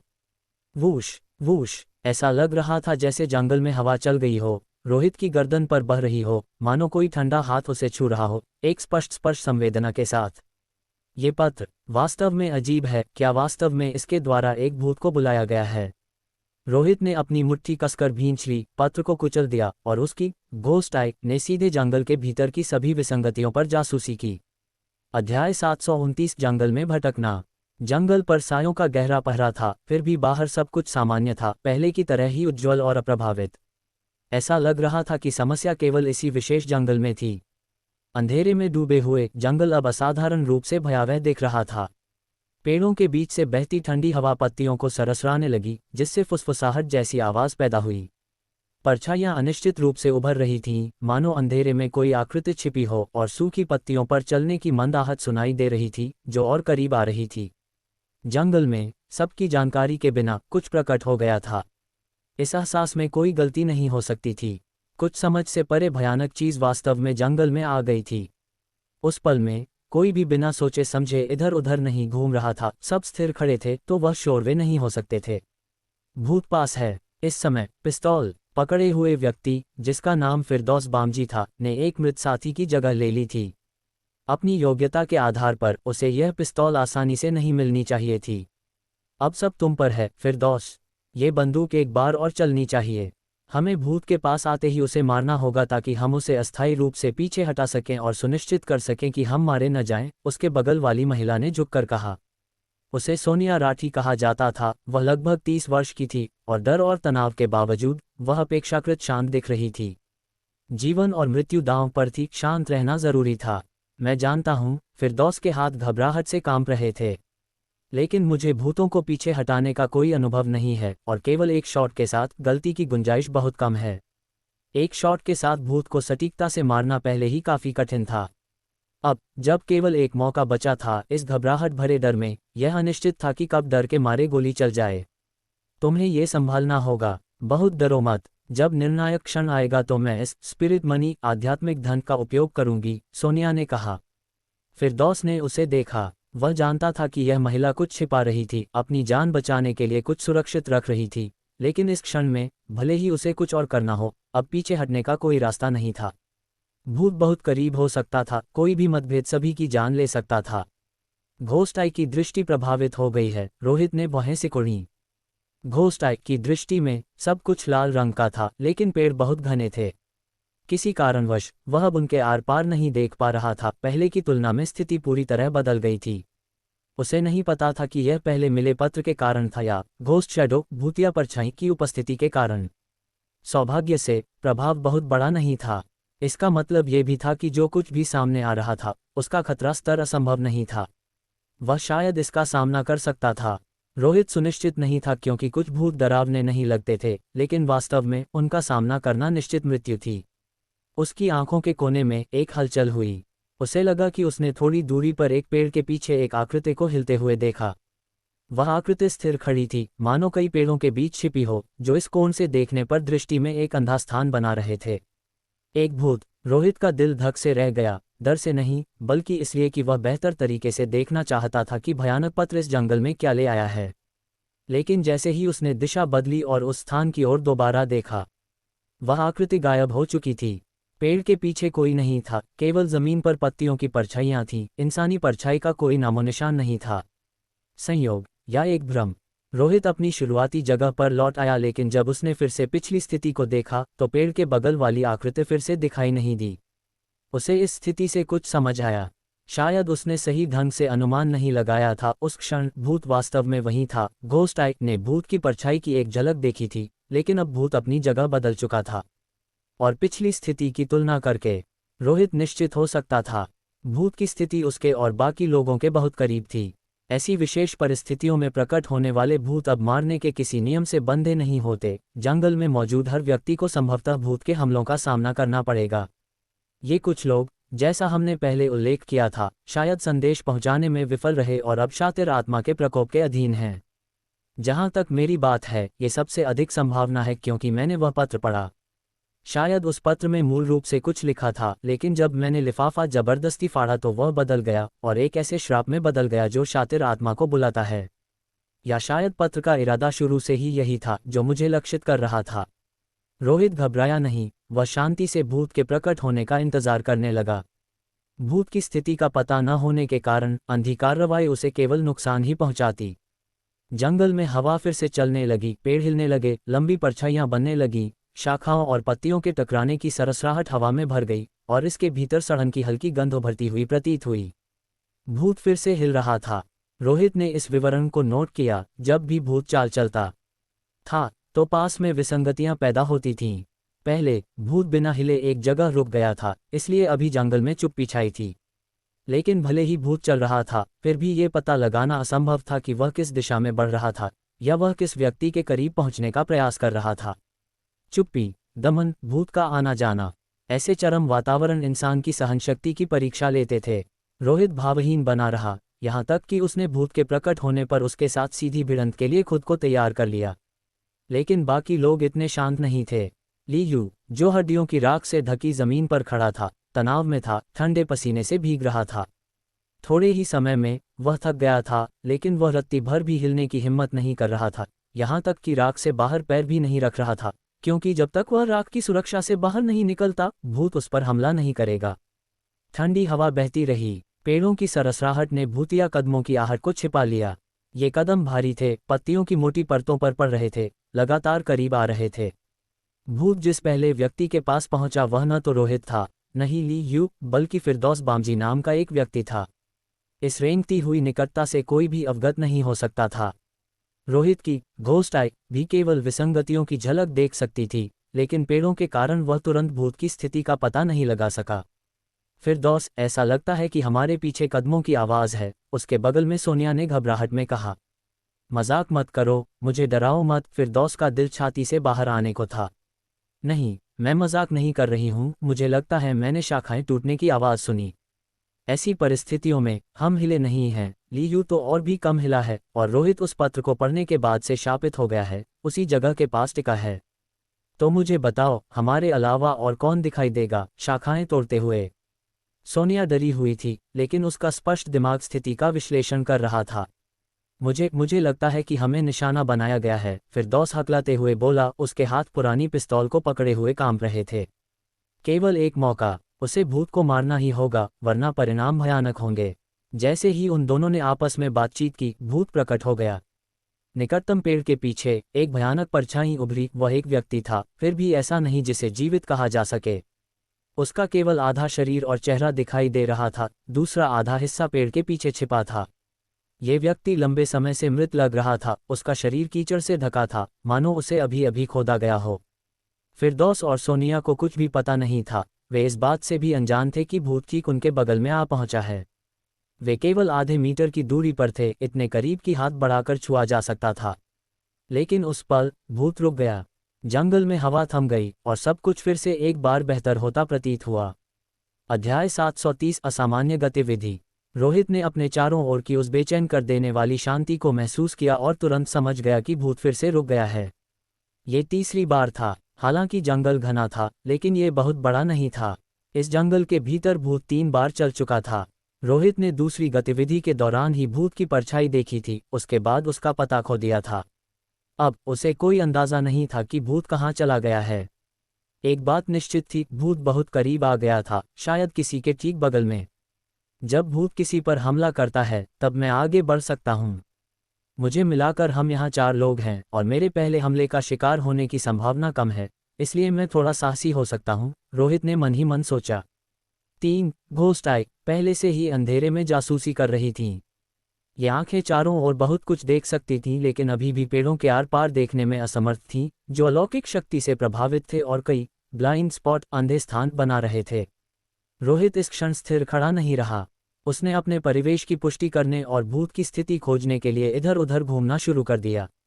रोहित का मानना था कि चूंकि भूत अब और नहीं चल रहा था, इसलिए ये तलाशी लेने का एक अवसर था। हालांकि जैसे ही उसने कदम बढ़ाए, फिरदौस बामजी और सोनिया राठी के स्थान पर भूत पहले ही एक पेड़ के पीछे खड़ा हो चुका था, उनसे केवल आधा मीटर दूर। और उस संक्षिप्त शांति के दौरान सबसे खतरनाक घटना शुरू हो चुकी थी। धुंधली परछाइयों में ऐसा लग रहा था जैसे एक हाथ बाहर निकला हो, जो मिट्टी और सड़न भरी बदबू से ढका था, जैसे ग्रेव सॉइल, कब्र की मिट्टी से निकली कोई लाश। लेकिन एक सामान्य लाश जंगल के बीच में इतनी भयावहता से नहीं खड़ी होती। छूने से पहले ही हवा में एक असामान्य गंध फैल गई थी।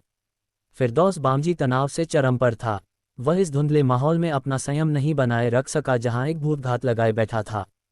थोड़े ही समय में उसका शरीर ठंडे पसीने से तरबतर हो गया। अत्यधिक तनाव या डर के कारण उसका शरीर अनियंत्रित रूप से कांपने लगा। लेकिन उस क्षण फिरदौस को महसूस हुआ, शायद अपनी अत्यधिक संवेदनशीलता के कारण, कि उसके बगल में एक ठंडी सड़ी हुई गंध आ रही है। ये गंध पहले नहीं थी, उसे इसका पक्का यकीन था, लेकिन अब वह वहां थी। फिरदौस लगभग टूट सा गया। वह नहीं चाहता था कि वह भूत का पहला शिकार बने। उसने कल्पना की थी कि रोहित पहला शिकार होगा, क्योंकि पत्र उसी ने पढ़ा था। लेकिन जैसे ही यह विचार आया, उसे कुछ ऐसा महसूस हुआ जिसने उसे अंदर तक जमा दिया। उसकी गर्दन के पीछे किसी चीज ने स्पर्श किया। ये पत्तियां या शाखाएं नहीं थीं, ये कुछ उंगलियों जैसा था। क्या भूत उसके ठीक पीछे था? अचानक एक कसकर दबे हुए स्प्रिंग की तरह फिरदौस उछला, एक डरावनी चीख निकाली और बिना सोचे समझे अपने पीछे की परछाई वाली जगह पर गोली चला दी। धड़ाक, पिस्तौल की आवाज गूंजी, हड्डी से बनी आखिरी विशेष गोली चल गई। लेकिन शॉट बेकार गया। पेड़ की छाल के कई टुकड़े उड़ गए और हड्डी का एक पीला टुकड़ा पेड़ के बीच में धंस गया। सोनिया राठी डर के मारे कांप गई। क्या हुआ? क्या तुमने उसे मारा? नहीं, मुझे नहीं लगता कि मैंने उसे मारा, सब खत्म हो गया, फिरदौस ने मरे हुए व्यक्ति की तरह पीला पड़कर कहा। अब उसका हथियार बेकार हो चुका था और वह भूत से लड़ने में असमर्थ था। सोनिया ने डर के कारण गुस्से में चिल्लाकर पूछा, लेकिन फिरदौस के पास अब कोई जवाब नहीं था। उस क्षण रोहित ने गोली की आवाज़ सुनी और तुरंत उस दिशा में देखा। उसने तेजी से कदम बढ़ाए और उन दोनों को ढूंढ लिया। उनके बगल में एक भूत दिखाई दिया। वह शॉट निश्चित रूप से किसी जीवित व्यक्ति पर नहीं चलाया गया था, उसने सोचा। अजीब है, वे सुरक्षित हैं। वे भूत द्वारा मारे नहीं गए हैं। रोहित ने उन दोनों को तनाव में और डरे हुए लेकिन जीवित देखा। क्या इसका मतलब यह था कि पत्र द्वारा लाया गया भूत मारने का इच्छुक नहीं था? करीब चलते हैं और देखते हैं। रोहित ने कदम बढ़ाए। उसकी गतिविधियों को देखकर फिरदौस और सोनिया चिल्ला पड़े, कौन है वहां? रोहित की पहचान छिपाने के लिए धुंधला जंगल था, लेकिन रोहित को अब किसी चीज का डर नहीं था, क्योंकि उसे पता था कि भूत उसके बगल में नहीं है। जैसे जैसे वह करीब आया, फिरदौस ने साहस खो दिया। बिना एक शब्द कहे उसने मुड़कर भागना शुरू कर दिया। हफ हफ, जंगल में फिर से अजीब हवा चली। पेड़ हिलने लगे, सरसराहट गूंजी और एक असामान्य गंध फिर से हवा में तैरने लगी। इस पल रोहित अचानक रुक गया। भूत चौथी बार हिलने लगा था। रोहित की घोस्ट आई ने अंधेरे को चीरते हुए भागते फिरदौस को देखा। उसकी पुतलियां अचानक सिकुड़ गईं। उसने देखा कि उस आदमी की पीठ पर एक लाश चिपकी हुई थी, जिसे शायद कब्र की मिट्टी से निकाला गया था। उसके कपड़े पुराने और गंदे थे, निश्चित रूप से वह एक भूत था। फिरदौस को इसका आभास भी नहीं था। वह भूत जो फिरदौस की पीठ पर चिपका हुआ था, धीरे धीरे मुड़ा और उसने अपना भयावह चेहरा दिखाया। उसका चेहरा धूल से सना था और आंखें ऐसी थीं मानो मिट्टी से भरी हों या निकाल दी गई हों। क्या मजाक है? एक भूत उस पर चिपका है और उसे कुछ महसूस नहीं हो रहा। रोहित स्तब्ध और गुस्से में था। हालांकि रोहित को अंदाजा था कि भूत का हमला करने का तरीका शायद यही था। लेकिन फिरदौस ज्यादा दूर नहीं भाग पाया। जंगल से बाहर निकलने से पहले ही वह लड़खड़ाकर जमीन पर गिर गया और स्थिर हो गया। रोहित की नज़रें तेज हो गईं और वह जल्दी से वहां पहुंचा। उसने घोस्ट डोमेन का उपयोग नहीं किया, क्योंकि अब भूत की स्थिति स्पष्ट थी। उसने फिरदौस पर अपनी नज़रें टिकाए रखी ताकि भूत भाग न सके। जब रोहित वहां पहुंचा तो फिरदौस की पीठ पर चिपका भूत गायब हो चुका था। वह बिना किसी आहट के अदृश्य हो गया था। रोहित ने झुककर गर्दन पर नब्ज जांची। वह मर चुका था। शरीर पल भर में ठंडा पड़ गया था। फिरदौस भागते समय मारे जाने के बावजूद अभी अभी तो गर्म था। रुको, ये सही नहीं है। अगले ही पल जमीन पर पड़ी फिरदौस की लाश ने अचानक अपनी गर्दन मरोड़ी। उसने अपनी प्रोफाइल का आधा हिस्सा दिखाया जो मिट्टी से सना हुआ था, बिल्कुल उस भूत की तरह जो अभी दिखाई दिया था। क्या भूत ने इस व्यक्ति की जगह ले ली थी, या वह उसे नियंत्रित कर रहा था? इससे पहले कि वह कुछ सोच पाता, जमीन पर पड़े फिरदौस ने अपना हाथ उठाया जैसे वह रोहित को पकड़ना चाहता हो। नहीं, वह पकड़ नहीं, स्पर्श जैसा लग रहा था। रोहित की पुतलियां सिकुड़ गईं और घोस्ट डोमेन तुरंत सक्रिय हो गया। वह मौके से गायब हो गया। भूत का स्पर्श करने का प्रयास विफल रहा और उसका हाथ हवा में ही जम गया। यदि ये किसी जीवित शरीर पर कब्जा करने वाला भूत है तो ये बहुत भयानक होगा, रोहित ने 5 मीटर दूर प्रकट होते हुए कहा। उसका चेहरा गंभीर था। उसने उस भूत को दबाने के लिए अपने घोस्ट हैंड का उपयोग करने की हिम्मत भी नहीं की, क्योंकि यदि भूत दबता नहीं और उसके शरीर पर आक्रमण कर देता तो रोहित, एक शीर्ष भूत नियंत्रक होते हुए भी, तुरंत मर जाता। कारण सरल था, उसके अपने शातिर भूतों का संतुलन बिगड़ जाता। रोहित यह बात समझता था, इसलिए उसने कोई जोखिम नहीं लिया। अध्याय 731 मुक्त हुए 3 लोग। हालांकि यह चौंकाने वाला था, लेकिन ये खतरनाक नहीं था। लेकिन इस भूत की विशिष्टता ने रोहित को ऐसा महसूस कराया कि वह लगभग डूब ही गया था, क्योंकि एक बार जब उसने फिरदौस बामजी के शरीर को भूत के शरीर में बदलते देखा तो उसे पता चल गया कि यह भूतिया मुठभेड़ उन अलौकिक घटनाओं से अलग थी जिनका उसने पहले सामना किया था। उस पत्र ने एक ऐसे भूत को आकर्षित किया जो विशेष रूप से मुझे लक्षित करता प्रतीत होता था। यदि वह भूत मेरे शरीर में सफलतापूर्वक प्रवेश कर जाता तो शायद मैं वास्तव में यहीं मर जाता। रोहित की नज़रें फड़फड़ाईं। तो क्या यह उस पत्र को खोलने की कीमत है? पाठक को लक्षित करने वाली एक अलौकिक घटना पैदा करना। खतरा मौजूद है, लेकिन स्तर बहुत अधिक नहीं लगता। शायद ऐसा इसलिए है क्योंकि मैंने पहली बार पत्र पढ़ा है। यदि मैं इसे दूसरी या तीसरी बार पढ़ता तो यह और भी अधिक विकट अलौकिक घटनाएं ला सकता था। ऐसा लग रहा था कि संदेशवाहक का पेशा उतना सरल नहीं था जितना उसने सोचा था। खैर, देखते हैं कि क्या इस भूत से निपटा जा सकता है। रोहित ने अन्य विचारों को एक तरफ रख दिया और पहले हाथ में मौजूद समस्या से निपटने का फैसला किया। ये भूत शायद जल्दी न मारे, लेकिन यह असाधारण रूप से अजीब था और अन्य भूतों से अलग था। यदि मैं खुद शातिर भूतों को नहीं छू सकता तो मुझे हेडलेस घोस्ट शैडो, सिरविहीन भूतिया परछाई पर भरोसा करना होगा। मुझे उम्मीद है कि यह इस भूत को दबा सकता है। वह सतर्क था, नहीं चाहता था कि पिछले व्यक्ति की तरह भूत के आक्रमण का शिकार हो, इसलिए उसने रूढ़िवादी रूप से हेडलेस घोस्ट शैडो को चुना। एक लंबा, काला आंकड़ा धीरे धीरे रोहित के शरीर से अलग हो गया और उसके पीछे खड़ा हो गया, जो मंद रोशनी में एक सिरविहीन लाश जैसा लग रहा था। जैसे ही हेडलेस घोस्ट शैडो प्रकट हुआ, ये तुरंत उस भूत की ओर चल पड़ा जो अभी भी जमीन पर पड़ा था। चूंकि यह वह खुद नहीं था जो करीब जा रहा था, रोहित की हरकतें थोड़ी अधिक साहसी थीं। भूतिया परछाई तेजी से आगे बढ़ी और अब तक वह भूत के किनारे तक पहुंच चुकी थी। जैसे ही यह आक्रमण करने वाली थी, जमीन पर पड़ी लाश फिर से हिलने लगी। हालांकि इस बार आसपास की विसंगतियां गायब हो गईं, अजीब हवा रुक गई, सिहरन पैदा करने वाली आभा बिखर गई और जंगल को ढकने वाला धुंधलापन हटने लगा, मानो रात पीछे हट रही हो और दिन लौट रहा हो। इस बदलाव ने रोहित को अपनी गतिविधियों को रोकने पर मजबूर कर दिया। तुरंत बाद जमीन पर पड़ा व्यक्ति, जिसका नाम फिरदौस बामजी था, अपना सिर छूते हुए उठा और बड़बड़ाया, अभी मेरे साथ क्या हुआ? मुझे लग रहा है कि मैं बेहोश हो गया था। क्या मैं ठीक हूँ? मुझे याद है कि अभी अभी एक दुष्ट भूत मेरा पीछा कर रहा था। ऐसा लग रहा था कि वह अपनी बेहोशी की अवधि की याददाश्त खो बैठा था, उसे केवल भागते समय गिरने की याद थी, उसके बाद उसे इस पल तक कुछ याद नहीं था। उसे लगा कि वह बेहोशी से होश में आया है, उसने कभी यह संभावना नहीं सोची कि वह वास्तव में मर चुका था, पुनर्जीवित हो गया। रोहित की अभिव्यक्ति थोड़ी बदल गई। उसने अभी अभी पुष्टि की थी कि फिरदौस बामजी मर चुका था, शरीर ठंडा था और भूत ने उसके शरीर पर आक्रमण कर दिया था।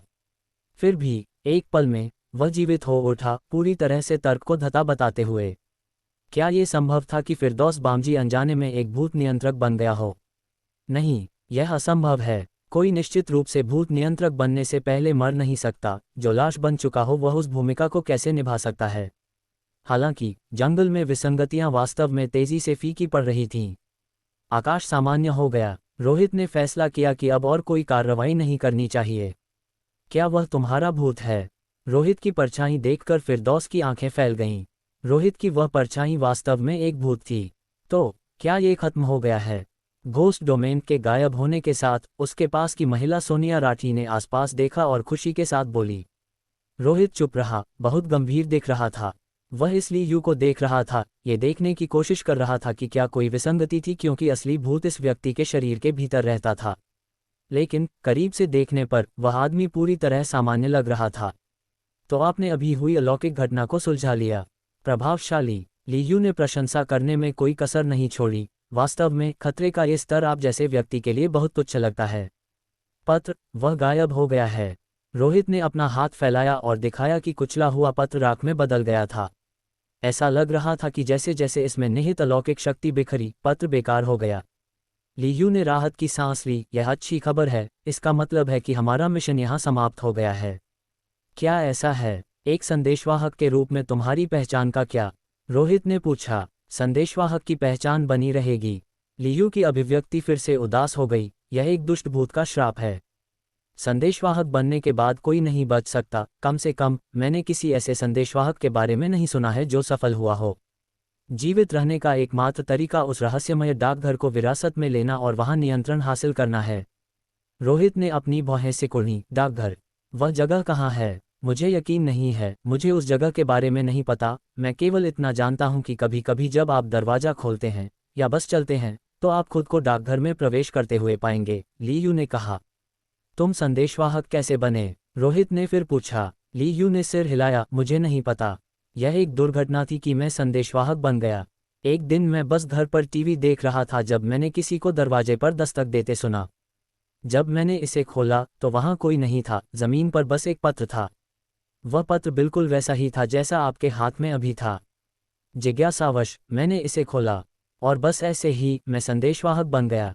रोहित ने ठंडे स्वर में कहा। ऐसा लगता है कि कोई जानबूझकर इस श्राप को फैला रहा है। दरवाजे पर दस्तक देने वाला व्यक्ति निश्चित रूप से भूत नहीं था, वह एक इंसान होना चाहिए था, शायद श्राप बांटने वाला कोई अन्य संदेशवाहक। लीयू ने तुरंत कहा, हालांकि मेरा एक साथी आपके हाथों मारा गया, मैं आपको दोषी नहीं मानता। ये काफी भाग्यशाली है कि इस वितरण कार्य को पूरा करने के लिए केवल एक व्यक्ति की मृत्यु हुई। लेकिन हम यहाँ अधिक समय तक नहीं रुक सकते, हमें जाना होगा। यदि आप अभी भी मुझे मारने के लिए दृढ़ हैं तो मेरे पास भाग्य के आगे झुकने के अलावा कोई विकल्प नहीं है। वह सीधा था। कहाँ? रोहित ने ठंडे स्वर में पूछा। डाकघर वापस, लीयू ने उत्तर दिया। रोहित को इन लोगों के जीवन की परवाह नहीं थी। उसके स्तर पर कुछ व्यक्तियों का जीवन और मृत्यु वास्तव में महत्वहीन थी। जिसे भूत ने अपने वश में कर रखा था उसे वह क्या करता? तुम सब जा सकते हो। दाचांग शहर में दोबारा मत आना। यदि अगली बार कोई ऐसा ही वितरण कार्य हो तो खुद इससे निपटने का तरीका ढूंढें। अन्यथा यदि मैंने तुम्हें यहाँ दोबारा देखा तो मैं तुम्हें मौके पर ही मार दूंगा। रोहित ने बर्फीले स्वर में कहा। एक सिहरन लीयू की रीढ़ से नीचे उतर गई। उसे पता था कि उसके सामने वाला व्यक्ति उन्हें डराने के लिए बड़ी बड़ी बातें नहीं कर रहा था। रोहित वास्तव में उन्हें मारना चाहता था ताकि किसी भी संभावित खतरे को जड़ से खत्म किया जा सके। लेकिन उसने ऐसा नहीं किया। शायद वह संदेशवाहकों से सतर्क था, या शायद उसकी कोई और योजना थी। धन्यवाद, हम फिर कभी दाचांग शहर में दिखाई नहीं देंगे। आप इसके प्रति आश्वस्त रह सकते हैं, लीयू ने कहा। रोहित ने कहा, मैंने तुम्हारे वादों के बारे में नहीं पूछा। तुम्हें बस वही करना है जो मैं कहता हूँ। इसके अलावा मेरे पास तुम्हारे लिए एक पत्र है जिसे तुम्हें दाचांग शहर छोड़ने के बाद खोलना है। फिर उसने पास की लाश पर कागज और कलम ढूंढी, एक नोट लिखा और उसे मोड़ दिया। यदि आप इसे उससे पहले खोलने से खुद को नहीं रोक सकते तो आप दाचांग शहर से जीवित बाहर नहीं निकल पाएंगे। बिना लिफाफे वाला नोट लीयू के हाथों में गिर गया। उसके माथे पर पसीना आ गया और उसने इसे खोलने के बारे में सोचने की हिम्मत भी नहीं की। ये पिछले पत्र से भी अधिक डरावना लग रहा था। दफा हो जाओ। रोहित ने अपनी नज़रें हटा लीं और हाथ के इशारे से उन्हें जाने को कहा। फिरदौस बामजी, चलो जल्दी करें, सोनिया राठी ने कहा और वे जल्दी से निकल गए। जाने से पहले उसने एक आखिरी बार रोहित को देखा, मानो इस भयानक आदमी की छवि को अपने दिल में अंकित कर रही हो, ये कसम खाते हुए कि वह जीवन भर उसे फिर कभी नहीं देखेगी। जल्द ही वे तीनों भागते हुए निकल गए। रोहित बॉडी बैग लिए जंगल के प्रवेश द्वार पर खड़ा उन्हें जाते हुए देखता रहा। उसकी नज़र विशेष रूप से फिरदौस बामजी पर टिकी थी। उसका उद्देश्य सरल था, इन लोगों को भूत को दाचांग शहर से दूर ले जाने दो। उसके बाद क्या होगा उसे नहीं पता था और वह प्रबंधित भी नहीं कर सकता था। दुनिया पहले ही भूतिया आक्रमणों के निशानों से छेद छेद हो चुकी थी। उनके कार के गायब होने के बाद रोहित बॉडी बैग के साथ गांव की ओर वापस चलने लगा। उस क्षण दृश्य से दूर गाड़ी चलाते हुए लीयू ने राहत की सांस ली। लानत है, दाचांग शहर में मिलने वाले आखिरी व्यक्ति से टकराना कितनी बुरी किस्मत है। कौन सोच सकता था कि रोहित यहाँ आएगा। लीयू, मुझे लगता है कि वह रोहित बहुत असामान्य है। वह उन अन्य भूत मास्टरों जैसा नहीं है जिन्हें हमने पहले देखा है। वह जब हमने छोड़ा तो उसकी आंखों में वह नज़र, ठंडी किसी भी जीवित भावना से रहित, मानो वह 3 लाशों को देख रहा हो। उस आदमी के बारे में सोचना बंद करो, हम दोबारा उनसे नहीं मिलेंगे। लीयू ने अपना चेहरा बनाया, अगर वह पत्र नहीं होता तो हम सभी उसके हाथ से मारे जाते। वह आदमी बहुत चरम पर है। वैसे क्या उस रोहित ने आपको पहले एक नोट नहीं दिया था? उसमें क्या लिखा है? सोनिया ने उत्सुकता से पूछा। उसने मुझसे दाचांग शहर छोड़ने के बाद इसे खोलने के लिए कहा था। लीयू की अभिव्यक्ति थोड़ी गहरी हो गई। चलो बस वही करते हैं जैसा उसने कहा था।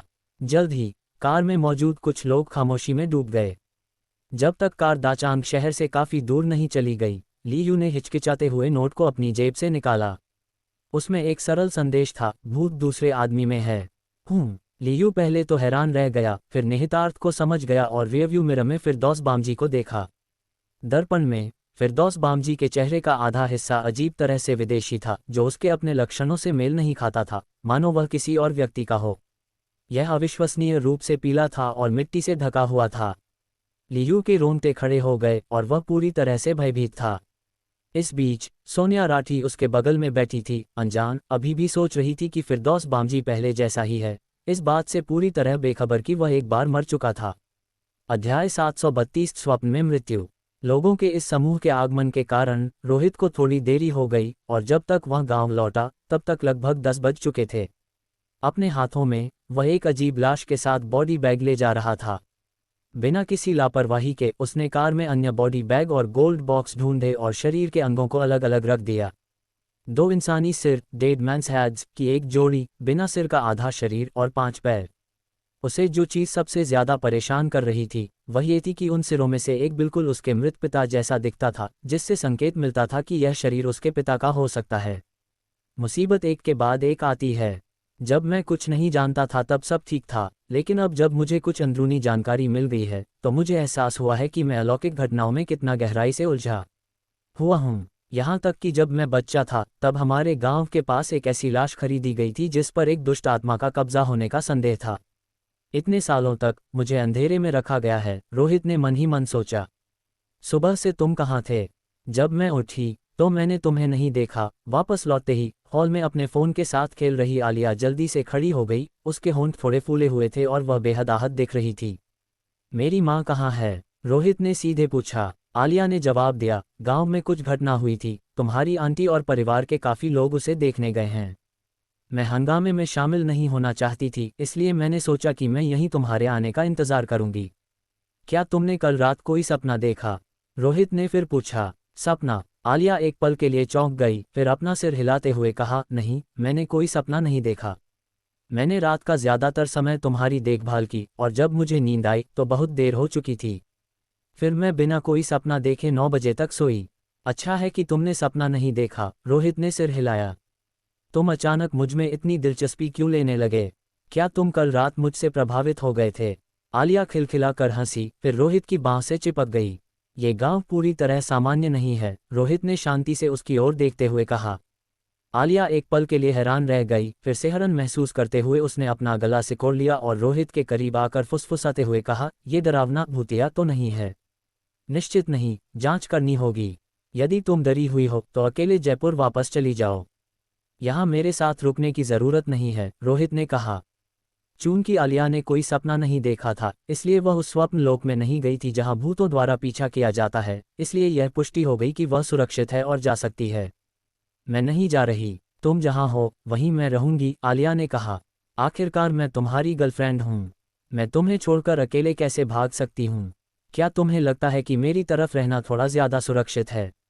रोहित ने पूछा। बिल्कुल नहीं, आलिया ने तुरंत खंडन किया, लेकिन रोहित की शांत आंखों को देखकर वह थोड़ा दोषी महसूस करने लगी। मैं मानती हूँ, बस थोड़ा सा। आखिरकार मुझे तुम्हारे साथ बहुत सुरक्षित महसूस होता है, ये हमेशा से ऐसा ही रहा है। तुम्हारी ईमानदारी को देखते हुए चलो मेरे साथ गांव में घूमो और देखो कि अभी वास्तव में क्या हुआ है, रोहित ने कहा।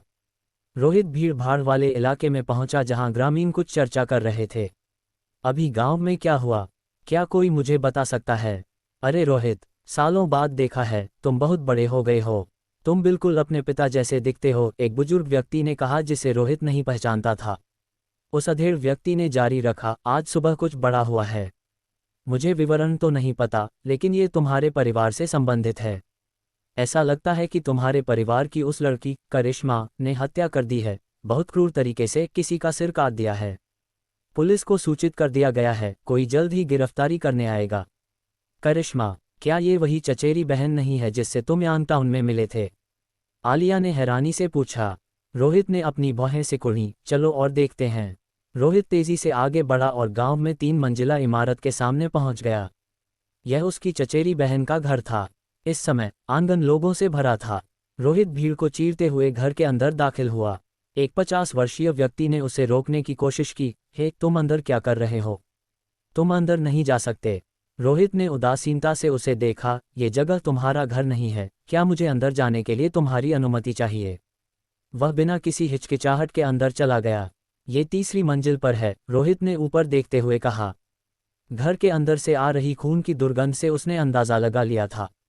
रोहित सीढ़ियों पर चढ़ गया। जल्द ही वह 3री मंजिल के एक कमरे में पहुंचा। कमरा कसकर बंद था, लेकिन फर्श खून के धब्बों से सना हुआ था। रोहित ने दरवाजे का हैंडल घुमाया और दरवाज़ा खुल गया। उसने बिस्तर पर एक खून से लथपथ लाश देखी। लाश का गला कटा हुआ था, सिर लुढ़क कर किनारे हो गया था, आंखें फटी हुई थीं और एक खून से सना चाकू लाश के हाथों में था। ये वह है। रोहित की अभिव्यक्ति गंभीर हो गई। मृतक वह लड़की थी जो कल करिश्मा के साथ थी, जिसका नाम प्रियंका था। ऐसा लग रहा था कि यह आत्महत्या है। उसने अपना सिर खुद ही काट लिया था और अपर्याप्त बल के कारण उसने तब तक काटा जब तक उसकी गर्दन क्षत विक्षत नहीं हो गई। वह कल रात के दुर्स्वप्न नाइटमेयर से नहीं बच सकी है ना? रोहित ने सोचा। वह सपने में भूत द्वारा खींच ली गई थी और संभावना है कि सपने में भूत ने उसे मार डाला, जिसका असर वास्तविकता में उसके खुद पर पड़ा। मेरी चचेरी बहन करिश्मा उसी कमरे में सो रही होगी और अब उस पर हत्या का संदेह है। यह कोई सामान्य घटना नहीं है, इसमें एक अलौकिक घटना शामिल है। एक प्रतिशोधी भूत लोगों को मार रहा है। वह चुप हो गया। कल तक एक अंतर्मुखी लड़की, आज एक भयानक क्षत विक्षत लाश। प्रतिशोधी भूतों के सामने इंसान वास्तव में बहुत कमजोर हैं। यहाँ तक कि वह खुद भी लगभग विफल हो गया था। लेकिन अजीब बात है, मेरी चचेरी बहन अभी भी जीवित है। क्या वह वास्तव में भूत को दोबारा मारने में सफल रही और दुर्स्वप्न से बच गई? रोहित ने सोचा। उसे लगा कि चीजें इतनी सरल नहीं हैं। करिश्मा के साथ कुछ तो गड़बड़ थी जो बच गई थी। ऊपर जो हुआ उसे समझने के बाद रोहित वहां नहीं रुका और नीचे चला गया। हालांकि जब वह नीचे पहुंचा तो उसने देखा कि बाहर का माहौल फिर से शोर शराबे वाला हो गया था। अब क्या हुआ? रोहित को इस तरह के झगड़ों की परवाह नहीं थी। आलिया ने कहा, ऐसा लगता है कि पीड़िता का परिवार आ गया है और उनकी भावनाएं थोड़ी गर्म हैं। क्या ऊपर सब ठीक है? कुछ नहीं, बस एक व्यक्ति की मृत्यु हुई है। वह कल वाली लड़की है जो मेरी चचेरी बहन के साथ थी, बहुत बुरी तरह से मरी है, रोहित ने शांति से कहा। वह लड़की? कितनी दुखद बात है, इतनी कम उम्र, आलिया ने खेद के साथ आह भरी। रोहित ने जोड़ा, हालांकि अपराधी वह खुद थी और इसका मेरी चचेरी बहन से कोई लेना देना नहीं है।